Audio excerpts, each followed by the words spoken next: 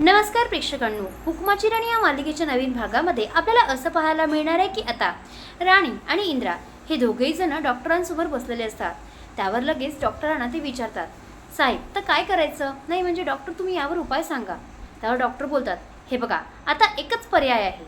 7 दिवसा आतमध्ये जर तुम्ही आबांचं ऑपरेशन केलं तरच ते वाचणार, नाहीतर त्यांची वाचण्याची शक्यताही फार कमी आहे.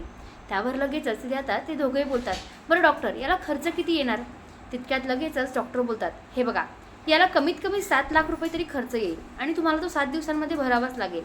आता असं म्हटल्यानंतर त्या दोघांनाही खूप मोठा धक्का बसतो. तर इकडे मात्र विक्रांत आणि उर्मिला हे दोघेही जण एकमेकांसोबत बोलत असतात. त्यावर लगेच उर्मिला विक्रांतला बोलते, विक्रांत प्रत्येकाला हिशोब चुकवायचा असतो आणि तो सुद्धा तुझ्यावर सुद्धा वेळ येऊ शकतो, त्याच्यामुळे तू जरा खंबीर राहा.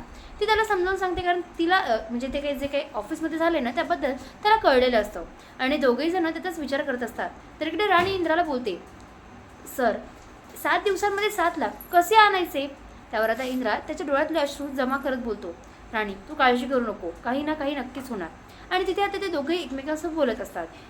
तर तुम्ही पूर्ण भाग बघा, तुम्हाला कळेल की नेमकं काय झालं आणि काय नाही. तर राणी आता आबांचा पाठलाग करत असते. तिला जाणून घ्यायचं असतं आबा असे कुठे चाललेत आणि काय लपवत आहेत, पण आबा काही सांगत नाही. ती त्यांच्या पाठीमागे असते. त्यांना कळतं की कुणीतरी आपला पाठलाग करतात, ते पाहून ते मागे पलटतात. तर बघतं तर काय कुणीच नसतं. आता या सगळ्यामध्ये त्यांना असं वाटतं की कदाचित आपल्यालाच भास झालेला असावा. इकडे कंपनीमध्ये खूप मोठा प्रॉब्लेम झालेला असतो. तितक्यातच गजा धावत धावत येतो आणि विक्रांतला बोलतो, साहेब साहेब लवकरात लवकर इकडे या. त्यावर लगेच विक्रांत धावतो आणि बोलतो, काय रे गजा काय झालंय, कशाला इतका ओरडतोयस? त्यावर तो बोलतो, आपल्या कंपनीच्या सगळ्या मशिनी बंद झाल्या आहेत. त्यावर तो टेन्शनमध्येच बोलतो, कसं काय होऊ शकतं हे सगळं? आता असं म्हटल्यानंतर लगेच तिथे आता गजा बोलतो, ते तर आम्हाला सुद्धा कळत नाहीये, सगळी कामगार लोक जमा झालेली असतात. तितक्यात तिथे इंद्रा येतो आणि बोलतो, ही सगळं मी काम केलंय. आता तितक्यात लगेच विक्रांत बोलतो, पण तू हे सगळं का केलंयस म्हणून? आता तो त्याच्या हातातला त्याच्या पी जवळ एक लॅपटॉप असतो, तो आपल्या हातात घेत बोलतो, 1 मिनिट. आणि असं म्हणून तो सगळ्या मशिनी ऑन करतो. त्यावर तो लगेच बोलतो, हे सगळं मी तुझ्यासाठी केलंय. करतोयस तुला काय वाटलं होतं? तू मला मुद्दामून या सगळ्यामध्ये डावामध्ये अडकवून इथे राहण्याचा प्रयत्न करतोय, इकडे नोकरी देण्याचा प्रयत्न करतोय, तरी काय तुझं एक खुरापती दिमाग मला समजणार नाही असं तुला वाटलं? मला पहिल्याच भेटीमध्ये कळलं होतं की हे काम तुझ्याचकडे आहे. तू नकळत माझ्याचकडून हे सगळं काम करून घेतोयस, लाज नाही करे वाटत तुला? आणि वरून तुझे हे असे काळे धंदे. त्यावर तू चांगला त्याच्यावर चिडत असतो आणि बोलतो, लक्षात ठेव, तुला काय वाटलं होतं मी आबांचा मुलगा आहे? अरे शून्यातून विश्व करणं उभं करणं काय आमच्यासाठी कमी नाहीये आणि आम्ही कधीही काहीही करू शकतो. त्यामुळे तू या सगळ्यांचा विचार करूच नकोस. आणि महत्त्वाची गोष्ट म्हणजे अशी की तुला जर वाटत असेल की मी या सगळ्याला घाबरून घरात बसेल, तर असं अजिबातच नाहीये. आमच्याकडे आमचा टॅलेंट आहे, त्या टॅलेंटच्या बेसवर, माझ्या अनुभवाच्या बेसवर मी काहीही नोकरी करू शकतो, पण तुझी मला एकही मदत नको आहे. त्यावर तो बोलतो, म्हणजेच विक्रांत बोलतो, अरे ऐकून तर घे इंद्रा, अरे मला असं वाटतं की तुला खूप महत्त्वाची गोष्ट सांगायची आहे आणि इतकंच नाही, तुला खूप गरज आहे या कामाची, म्हणून मी तुला मदत करतोय. अरे माझं ऐकल्याशिवाय तू कसं असं जातोयस बरं? आणि तसंही मग तुला खूप प्रयत्न करते ना मदत करण्याची, तू ते माझं ऐकून का घेत नाहीयेस? कंटिन्यू ते समजून सांगण्याचा प्रयत्न करतो.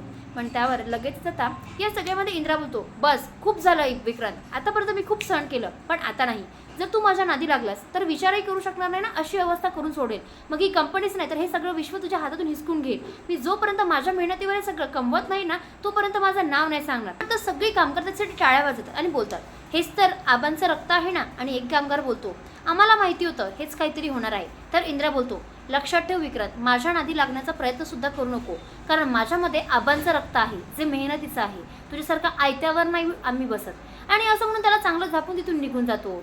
विक्रांत जो असतो ना, तो तर या सगळ्यामध्ये त्याच्याकडे रागारागाने बघत असतो. पण इकडे आता आबा जे असतात ना, ते रेडिएशन रूममध्ये गेलेले असतात. इकडे राणीला कळत नसतं की नेमकं काय करावं. ती पटकन फोन घेते आणि सगळं काही इंद्राला सांगते. इंद्रा धावत धावत तिथे येतो आणि या सगळ्यामध्ये लगेच राणीला विचारतो, काय ग राणी काय झालंय मला सांग बघू. त्यावर लगेच राणी बोलते, सर आबांना मी इथे पाहिलंय आणि त्यांना डॉक्टरांनी रेडिएशन रूममध्ये नेलंय. इकडे रेडिएशन रूममध्ये त्यांना घेऊन गेल्यानंतर तिथे त्यांच्यावर MRI ट्रीटमेंट चालू झालेली असते. तितक्यातच त्यांचं टेस्ट वगैरे चालू असताना त्यांना वाटतं की कदाचित तिकडे इंद्रा येऊ शकतो आणि म्हणून ते बोलतात, काही झालं ना तरी आता मला असं वाटतं की हे सगळं बंद करता कामा नये. तो बोलतो, म्हणजेच आबा बोलतात नर्सला, प्लीज मॅडम 2 मिनिटं थांबवा, मला हे सगळं नाही करायचं आत्ताच्या आता. आणि असं म्हणून तिथून ते आता निघण्याचा प्रयत्न करतात. ते दुसऱ्या रूममध्ये येतात, डॉक्टर त्यांच्या मागे मागे असतात. ते बोलतात, काय झालंय आबा, तुम्ही असं काय करताय? तुमच्यावर ट्रीटमेंट नाही झाली तर तुम्हाला माहिती आहे काय होऊ शकतं. ते समजून सांगण्याचा पूर्ण प्रयत्न करतात, पण आबा आता एकाचंही ऐकून घ्यायला तयार नसतात.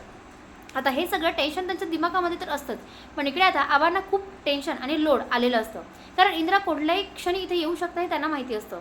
आणि शेवटी होतं तसंच. डॉक्टरांच्या रूममध्ये जिथे आबा आपले कपडे चेंज करत असतात तिथे आता राणी आणि इंद्रा हे दोघे पोहोचतात.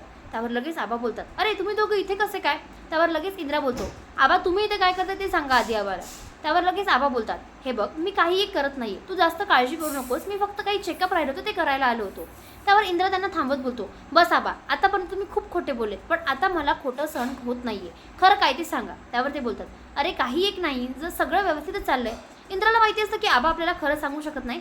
ते पाहून तो डायरेक्ट डॉक्टरांकडे जाताना बोलतो, डॉक्टर आताच्या आता सांगा की हे सगळं काय लपवतात, नाहीतर बघाच तुम्ही. त्यावर डॉक्टर बोलतात, हे बघा मला सगळं सांगायचंच होतं, पण ह्यांनी मला सांगण्यापासून अडवलं होतं. त्यावर आबा बोलतात, हे बघ इंद्रा त्यांचं बरोबर आहे, ते मला सांगण्यासाठी बोलत होते पण मीच सांगितलं नाहीस. त्यावर लगेच डॉक्टर बोलतात, आबांना ब्रेन ट्यूमर झाला आहे आणि ते लास्ट स्टेजवर आहे, कधीही काही होऊ शकतं, त्याची मला खूप भीती वाटते, म्हणून त्यांची टेस्ट वगैरे चालू होती.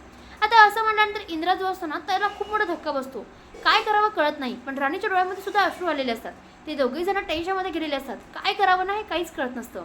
इकडे मात्र मालती जी असते ना ती कामं करत असते, ती खूप चिडचिड करताना बोलते, कुठल्या वयामध्ये काय कामं करावी लागतात ना काही कळत नाही. आणि या सगळ्यामध्ये ती राणीला शिवा देत असते.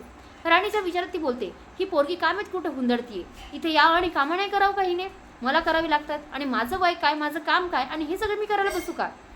ती आता कंटिन्यू तिला शिवा देत असते. इकडे आता तिचा राणीचा रथ दिसतो, ते पाहून ती बोलते, हा नाही मला बिलकुलच आवडत नाही हे सगळं.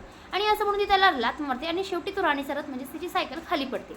हे सगळे चिडचिड बघत असते ती म्हणजे उर्मिला. तिथे येते आणि बोलते, आई काय झालंय, मालती तुम्ही हे सगळे कामं नका करू, मी आहे ना मी करते, आणि द्या बघू माझ्याकडे. तिच्या हातामध्ये गुंड असतो आणि ती गुंड हातातून घेत त्या गंजामध्ये भरत असते. त्यावर लगेच मालती बोलते, बस कर, काय करतेस उर्मिला, अगं तू 2 जीवांची आहेस, इतकी कामं नको करूस. तिला समजावून सांगण्याचा पूर्ण ती प्रयत्न करत असते, पण ती ऐकून घ्यायला तयारच नसते. तितक्यात उर्मिला बोलते, आई मला माहिती तुमची खूप चिडचिड होतीये, मला हे सगळं सहन नाही होते हो. आणि ती तिला समजून सांगत असताना बोलते, एक काम करा, चला बघू तुम्ही. त्यावर लगेच ती बोलते, अगं तू तुझी तब्येत बघ, तू कशाला माझ्या मागे लागलीस, आणि तसे जिला ही कामं करायची ती इथेच नाहीये ना, मग मुळात कशी काय आलीस. त्यावर ती बोलते, आई मला ना थोडं वेगळंच वाटतंय. त्यावर ती बोलते, अगं काय झालंय, काही वहिनी बोलल्या का तुला. त्यावर ती बोलते, नाही ते काय झालंय ना, मला डोहाळे लागले. त्यावर ती बोलते, अगं बाई हे तर खूपच चांगली गोष्ट आहे, आणि अगं लागणारच ते आता. त्यावर ती बोलते की होय, पण मला तुमच्या हातच्या कॉफीचे डोहाळे लागले. आता असं म्हटल्यानंतर लगेचच राणी बोलते, म्हणजे राणीच्या विचारात उर्मिला बोलते, म्हणजे मला असं म्हणायचं आहे की मला तुमच्या हातची कॉफी प्यायची. मी एवढ्या हॉटेलमध्ये गेले, सगळ्या कॉफी ट्राय केल्या, पण मला तुमच्यासारखी कॉफी कुठेच मिळाली नाही. प्लीज आई मला करून द्याल का. त्यावर ती बोलते, बाई तुलाच माझी काळजी आहे गं, आणि तुलाच माझं महत्त्व आहे, चल, नाहीतर या घरामध्ये आल्यापासून फक्त राणीचंच कोड कौतुक होते. इकडे इंद्रा आणि राणी बाहेर आलेले असतात, त्यांना खूप टेन्शन आलेलं असतं.